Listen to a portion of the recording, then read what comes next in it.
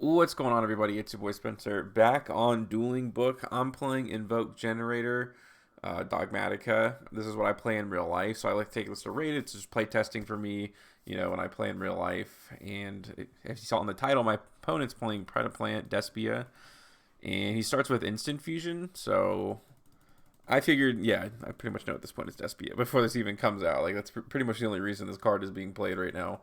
And so, effect of this, so if it's fusion summon, you can add one PredaPlant monster or one Preda spell trap from your deck graveyard or face up extra deck to your hand.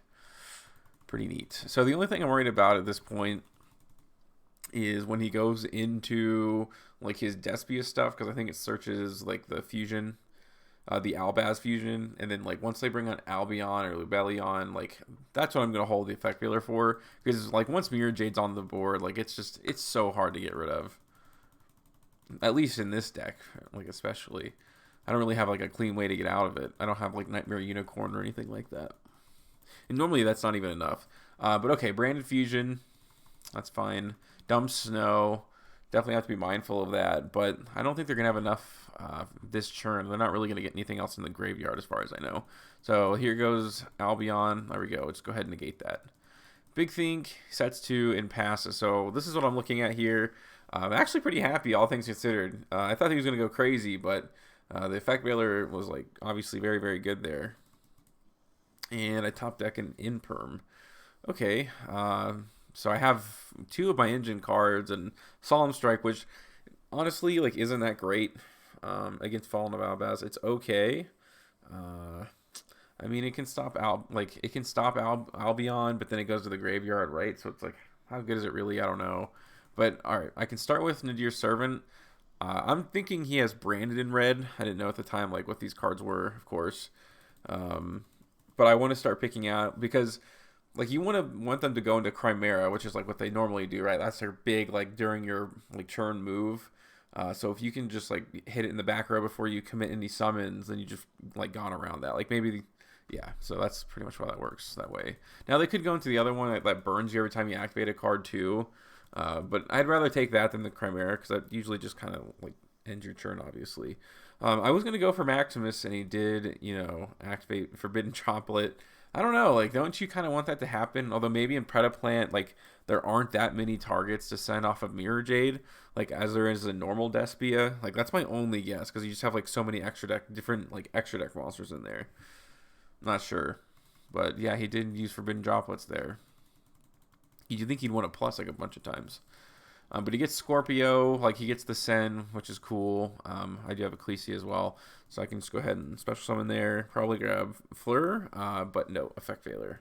Unfortunate. But I do get to set 3 and pass, and 3 pretty high impact cards, or could be. So boss fight, so obviously I'm going to get my Generaider stuff going. This card honestly is so bad with card advantage, but it's a good thing because boss stage is just awesome. It's just a really great card. Especially when you have Solemn Strike because it's just protected, like it's gonna go through. So it's that's why I pair these two cards together. Besides the fact they're already running like 11 hand traps, and this is just kind of like the cherry on top. But okay, and there we go. So Generaider goes off there, and I have an Omni Negate, and he doesn't have to discard a card if he searches. Plus my other disruption.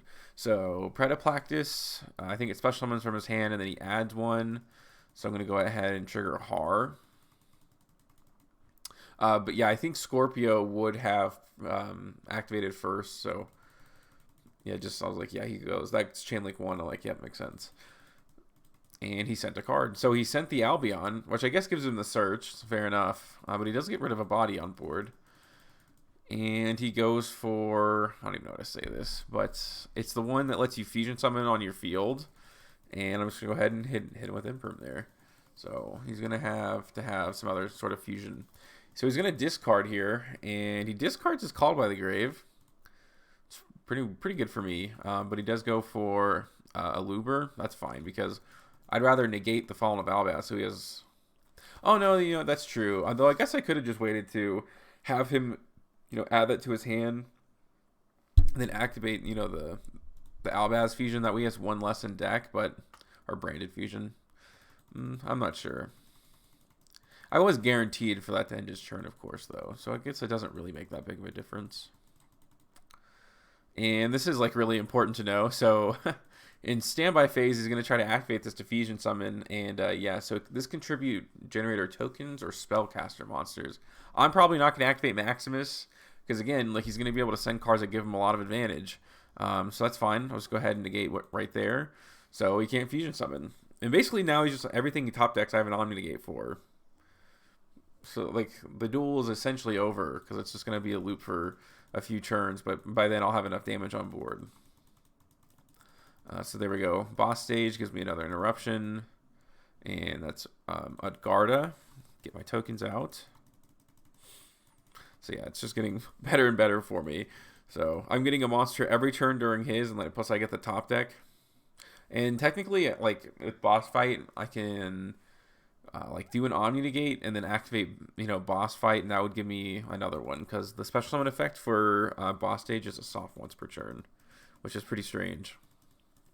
But there goes Snow. Okay, I'll go ahead and go for Solemn Strike, and then he's going to try to activate it again, and I will negate it because otherwise Snow's just going to come out to set this anyway, so I pretty much have to use it here. And at that point, I think he just kind of admits defeat, and then he quit. But that kind of sucked because I thought that was a pretty cool duel. I would have loved to see how it would have ended. That was just game one, right? It was just pretty interesting, pretty long game. But that's kind of how it worked with Despia, I think. But, let me know what you think about this duel in the comment section down below. Other than that, that's going to do it for today's video, and I'll see you guys next time.